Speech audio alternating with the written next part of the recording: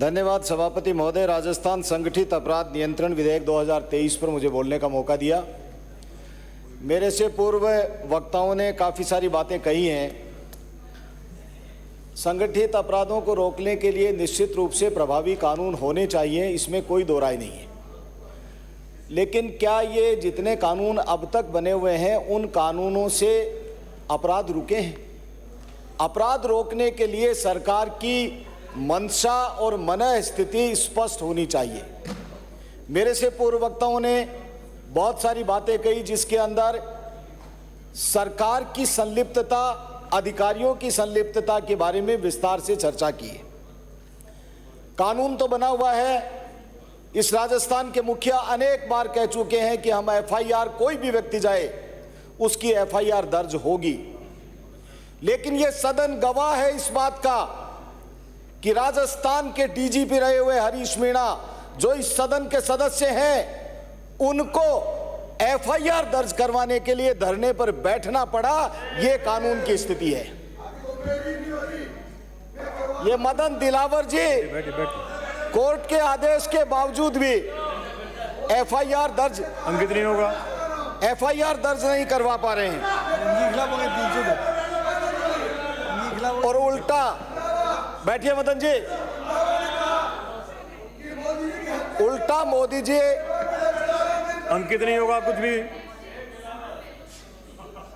माननीय सभापति महोदय, ये कथनी और करनी में अंतर साफ दिखाई दे रहा है। या तो डीजीपी पुलिस पूर्व रहे हैं, उनको कानून का ज्ञान नहीं था कि वो गलत एफआईआर दर्ज करा रहे थे, और यदि वो सही थे तो उनको धरने पर क्यों बैठना पड़ा? क्या सरकार के मुखिया जो बात कह रहे हैं उनकी कथनी और करनी में अंतर है? मेरी मंशा यह है कि कानून बने, लेकिन कानून को सही तरीके से लागू करने के लिए किस तरह की मशक्कत करनी पड़ती है, यह हम सब लोगों के सामने है।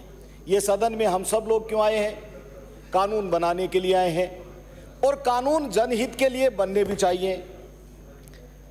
कानून की स्थिति के बारे में मुख्यमंत्री जी के सलाहकार सिरोही से आने वाले माननीय सदस्य ने बहुत विस्तार से बातें कही। मुख्यमंत्री के सलाहकार ये बात कह रहे हैं कि कानून व्यवस्था इस स्टेट के अंदर खत्म हो गई है। ये मुख्यमंत्री के सलाहकार मुख्यमंत्री जी को सलाह नहीं दे रहे, ये इस सदन के अंदर कह रहे हैं। गंभीर आरोप सरकार के ऊपर लगाए हैं, तो या तो वो सलाहकार जी अन्यथा बोल रहे हैं, और नहीं तो सलाहकार जी की बातों के ऊपर सरकार ध्यान नहीं दे रही है। अब पुलिस के पास में क्या संसाधन है? कोई कानून बनाओ, कानून को लागू करने के लिए संसाधनों की आवश्यकता पड़ती है। पुलिस के पास में पर्याप्त नफरी नहीं है, ये हम सब लोग जानते हैं। पुलिस के पास में आधुनिक हथियार नहीं है, ये सर्वविदित है। पुलिस के पास में अपराधियों से मुकाबला करने के लिए गाड़ियां नहीं है।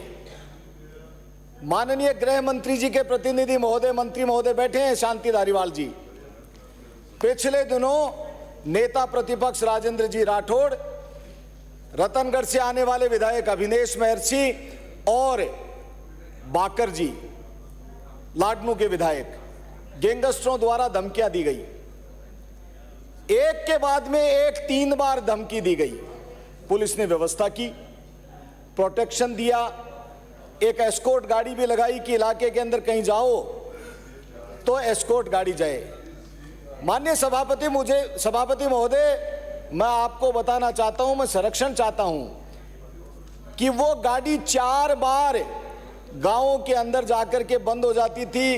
रात को जाते थे, वो धक्का स्टार्ट हो जाती थी, और उसके बाद में हमें दूसरी गाड़ी प्राइवेट मेरे घर से बुला करके और उस गाड़ी के अंदर उन पुलिस के सिपाहियों को बैठा करके उनके संरक्षण के अंदर रात को आना पड़ता था। ये हालात पुलिस के पास में जो साधन है उनके, तो हम कैसे कल्पना करेंगे कि अपराधियों से, वो दुर्दांत अपराधी जो आधुनिक हथियार, आधुनिक गाड़ियां लेकर के असले के साथ में चलते हैं, उनका मुकाबला करने के लिए हमारे पास में क्या है? मैं मन स्थिति की बात करूं, मैं पुलिस के अधिकारी का नाम तो नहीं लेना चाहता, लेकिन पुलिस के 2 अधिकारी बैठे हुए थे। मैं मेरे मामले में पीएचक्यू गया था, और पीएचक्यू जाने के बाद में मैंने अधिकारियों से जब बात की, मैंने कहा कि आप लोग अपराधियों को इतना दिन हो गया पकड़ नहीं पा रहे, आपकी साइबर क्राइम की जो टीम है वो कर क्या रही है? 2 महीने तक पता नहीं लगा। साइबर क्राइम के बारे में हम चाहे थाने खोल दें मंत्री महोदय, लेकिन आज जो साइबर क्राइम के क्षेत्र में काम होना चाहिए वो नहीं हो पा रहा है। हम एक्सपर्ट लोगों को, हम ये निकाल दीजिए मन से कि कौन एक्सपर्ट कहां से क्या है। एक्सपर्ट लोगों को लीजिए। ये पुलिस में जो भर्ती हुए थाने के लोग हैं या जो पुलिस के अधिकारी हैं जिनको साइबर क्राइम के बारे में मालूम नहीं है, उनको आप ट्रेंड करके साइबर क्राइम में जो आज अपराध जगत के अंदर इसका बहुत बड़ा रोल हो गया है, उसके अंदर हम उनका पार नहीं पाड़ सकते हैं।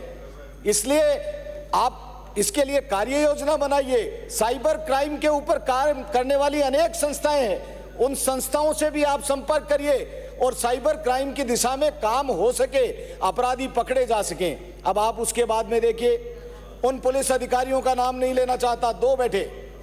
मैंने कहा कि उत्तर प्रदेश के अंदर किस तरह से अपराधी घरों में घुस गए, स्टेट छोड़ करके बाहर चले गए, वहां ऐसा कोई कानून बना करके नहीं किया गया। कानून तो पहले ही है, आईपीसी के अंदर, बाकी धाराओं के अंदर सब प्रोविजंस बने हुए हैं, लेकिन सरकार का भय होना चाहिए, सरकार की मनस्थिति होनी चाहिए कि हम अपराध जगत के अपराधियों को खत्म करेंगे और आम लोगों को सुरक्षा प्रदान करेंगे। तब उन्होंने कहा कि उत्तर प्रदेश जैसा योगी दिलवा दीजिए, हम भी यहां से अपराध खत्म कर देंगे। यह स्थिति राजस्थान की है। और मैं पिछले दिनों आसाम गया था। आसाम के अंदर रात को 12 बजे 1 बजे भी बहन बेटियां सुरक्षित और आराम से जाती हैं, निकलती हैं। उस मणिपुर की भी बता दूंगा, बैठ जाओ, मणिपुर की बता दूंगा।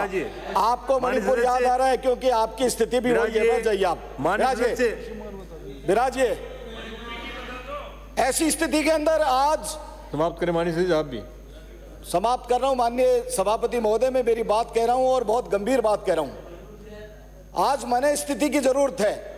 कानून बनाइए, कानून कितने भी बनाइए, लेकिन उस कानून को लागू करने के लिए जिस तरह से आपके पास में साधन संसाधन है उनके बारे में भी करिए। अब मेवात क्षेत्र में चले जाइए। मेरे क्षेत्र का एक ट्रक चोरी करके रात को वहां से उठा करके ले गए और मेवात क्षेत्र के अपराधी ले गए। मेवात क्षेत्र में ले जा करके, दिल्ली में ले जा करके उस ट्रक को गायब कर दिया। मैंने अधिकारियों से गुहार लगाई कि भाई इनके साथ में न्याय तो करो।